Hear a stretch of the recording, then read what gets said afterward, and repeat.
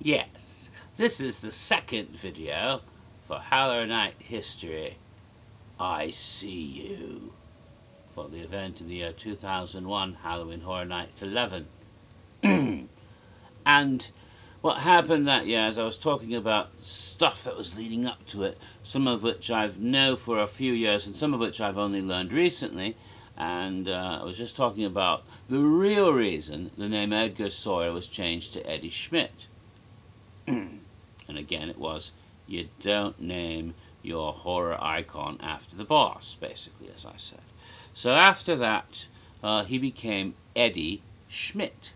Now he was to be Jack's brother, not Jack himself, changing his identity, but to replace Jack, his own little brother, in a case of sibling rivalry. And the idea, in some of the early ideas, he wasn't wearing the clown makeup. In the earliest pictures, it was just, and there were some scars and cuts on him, but there was no clown makeup. But then there was a little bit of clown makeup on his forehead to give some connection to Jack. But for the most part, the way the character looked, he had that, Hannibal Lecter-style muzzle and, torn off jeans jacket, kind of muscular, powerful looking with a big chainsaw. There's some controversy about whether or not he's supposed to be a big, bulky guy or a little wiry, evil guy. I know people who say one or the other, and they dislike. But what's odd is that both appear. Even this year, when Eddie appeared in the park in many places, we had big, towering, hulking, He-Man, Master of the Universe type, blonde Eddie, Aryan Eddie, if you want to call him that, in the Fear Revealed Scare Zone this year, who looked pretty good, actually. And then we had one of the smaller, more compact, powerful little dark, short-haired Eddie running around in the hallowed past house in one of the casts there. So we had two very different physical specimens as Eddie, but both were quite sinister. So take your pick. The one with the bad wig I'm going to ignore. He did a good job, but his wig was like, I think, a leftover Ted wig from one of the old shows. So, oh well. Alright. So, and it's better than the fat Eddie we had once upon a time. But we're not going to talk about him right now because this is not the year that Eddie actually physically appeared. Terribly enough. So Eddie becomes Jack's little brother. And there's a taste of extreme sibling rivalry. And it causes them to develop a concept of an opening scareamony show where Eddie would replace Jack with extreme prejudice. That's right. What they were going to do in the opening scareamonies of 2001 was have Jack the Clown come out of his jack-in-a-box like he did before and, say, "Miss me? Ha ha ha!" And he's Jack and he's here. Then all of a sudden, boom, comes onto the stage Eddie. And Jack is like, "Who the hell are you?" Which is kind of confusing if they're supposed to be bros, yeah? Oh well, I guess they might have written this before that fact came up. I don't know. But Jack, he comes in and he tells him, "I'm here to replace you, bitch," or whatever. And Jack is like, I'm sure he says something. I'm sure he doesn't use those words, and he probably has different intonation. But that's just what came in my head at the moment. So Jack and Eddie are like, staring each other down, and then Eddie's minions, basically other chainsaw-wielding maniacs like himself, come out and grab Jack, and Jack is tussling, and they put a noose over his neck, and they hang him, and you hear the neck snap. So the clown is dead, except he's not dead. He's saying, "You have to do better than that!" Because Jack is undead, you see, so you can't kill him by hanging him from the neck and breaking it. And so he's there mocking Eddie and saying rude things to him, and Eddie's getting pissed off, like Nero when he tried to kill his mother. And go look it up. He tried to kill his mother this is an interesting bit of Roman history. He tried to kill his mother like 5 different times. He tried to poison her. He tried to burn down the building she was in. He put her on a boat that would sink, and the bitch could swim like a fish, and so she was safe. Every freaking time. Finally, he said, fuck it, and had a guy go and hit her in the head with a stick. I know, it's really sick, but it's one of the more entertaining bits of Roman history. And Nero going mad trying to kill his mother and failing over and over again. That's it. Boom, you're dead. So Eddie's getting frustrated like this. And he's like, ah. So he says, all right. And he brings Jack down from the noose, and they grab him, and they put him, and they saw his head off with a chainsaw. And he holds the head up, and the fucking head keeps talking. He says, ha ha, I'm still here. And he puts the head in a box, and he starts sawing it, and sawing it, cutting it up into little bloody pieces. And you still hear Jack's voice. I'll be back. So, the idea was that Eddie does kill Jack and replace him, but there certainly was left an opening for the undead clown to find a way back, because, you know, these kind of horror people don't stay dead. It would have been very entertaining if we'd actually been able to see that. This is all from a treatment in a script that I've read. You can find it and a lot of other information on a really nifty website.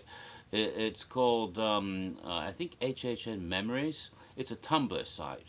Now go look it up and Google around for HHN Memories or Horror Night Memories or something like that. I think it's HHN Memories. And you will find this Tumblr site contains some very interesting information about 2001. A lot more than I can possibly fit in here. So I want to put out a little bit of an endorsement for some of the neat stuff I found there. Plus, of course, stuff I heard at the VIP room as well. So this was a really nifty opening ceremony that never was. Well, we know what happened. First of all, the 2-part concept fell through. So it was just going to be at Universal Studios, Florida, but they still had the idea of this, of Eddie, who would take over and replace Jack in this brutal, gory way. And it was decided that the whole event was going to be rather intense, in your face, and brutal, with lots of gore and blood. And there was some awesome haunted houses planned that year. And they kept the haunted houses, but they had to change things terribly after, of course, as we all know, the events of September 2001. The terrorist attacks in New York City and Washington, the plane that went down in Pennsylvania, because the heroic passengers saved our nation's capital from further terrorist attacks by bringing the plane down themselves. All of that happened, of course, shook America, and it was thought that people would not be in the mood for any sort of horror. What they forgot is that this sort of entertainment is escapist entertainment. Nevertheless, they didn't want to be seen as being, you know, it's too soon, too extreme. And so they began to make fixes. One of the fixes that ended up happening was Eddie himself. The character they thought, no, we don't want to have this. No, we'll take him out and we'll bring Jack back. Of course, this caused some rather amusing things to happen, like the television commercial, which was shot beforehand and had Eddie attacking people with a chainsaw coming out of a window. Universal tried to, some people in marketing, I guess, tried to convince people that any of the marketing that they had and any of the images, this one, the commercials, any of the artwork that already existed featuring the character of Eddie was actually meant to be Jack. Why does Jack look so different this year? I don't know. Yeah. But, so he comes bursting out with his chainsaw and it's Eddie, but they have voiceover on the commercial to make you think it's Jack the Clown. That's Jack. Doesn't look like him. Doesn't even have big shoes on his feet. So they did their best, and at least Eddie did have that little bit of clowny makeup, so they could try to pass it off as a more extreme version of Jack. But Jack, not something scary, not something too terroristic. We don't want that. The word terror, of course, was a bad word now. We couldn't say it out loud. And even Disney, you know, they have the Twilight Zone Tower of Terror, and they have a huge, really neat sign on World Drive when you drive toward the Magic Kingdom that had, you know, that was set up with of the Tower of Terror. They blacked out the word terror on the sign, so it said Tower of. Tower of what? I don't know. Twilight Zone Tower of. Yeah. So that people wouldn't see the word terror and associate it in their mind with 9/11. So Universal took the word terror out of any place. One of their houses was going to be called Terrorland. Oh, it's still the same house that they created, but Terrorland, not a name that would, oh no, that can't be used. No. So that became a different name, and it was actually fortuitous, because that became a franchise that has continued for years and has been a wonderful, but we'll talk about that when I talk more about the houses in a few minutes. They try to tone down a lot of the red blood gore in some of the houses, and because they didn't want to, that was somehow decided would be unpleasant in this post 9/11, and so let's have more green lights and a more creepy, weird, and foam and ooze and stuff instead of blood, and we'll get to some of these things also. Nevertheless, as I said, Halloween Horror Nights is escapist entertainment, and that's exactly what people want in times of crisis. 2001's event was extremely successful. The fear was that somehow people wouldn't go. But by the end of September and October, after a couple of weeks had happened, people were ready to go to Universal and Halloween Horror Nights. And tourism started to pick up when the British started coming, and they started coming, and they saved a lot of the theme park attractions in Central Florida that year. I remember when I was working at Pleasure Island at the time, it was, oh, thank God for the English, because they were coming in. They were our guests for a couple of months there. Without them, we would have failed.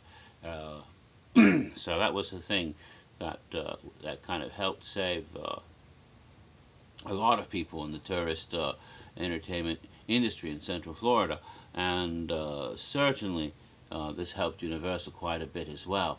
More people started coming in, but people, local people, went to the park a lot more than was expected. I only managed to get there 2 or 3 times that year. Again, this was during that period when I was able to go more than one night, and I went 2 or 3 times, and I enjoyed every time I was there.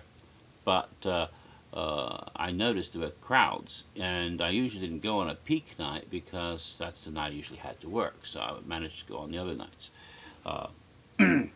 But once again, the event was 19 nights long, as it had been since 1998, but for the first time in Horror Nights history, the event moved out of the month of October.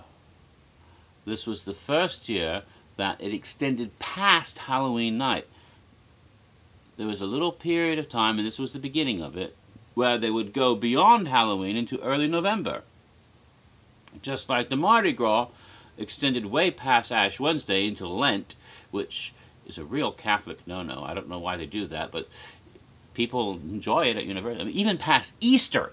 That's just way past Mardi Gras time, but they still have the Mardi Gras, you know. So in the same way, it went past Halloween night itself for the very first time. It only did that for like 3 times in this time period, and since then that's changed. But at that time, it was like, whoa, it's past Halloween, and they're still having Halloween Horror Nights for a couple more nights or one more night in November. So that was happening there for the first time. So that was kind of significant. Okay. Now, alright, enough background information. Let's go right into the event itself, but that'll have to be in the next video because we're approaching 15 minutes. Damn, it took me 2 videos to get to the point where I can start talking about the houses. What the fuck is wrong with me? Oh well, here we go.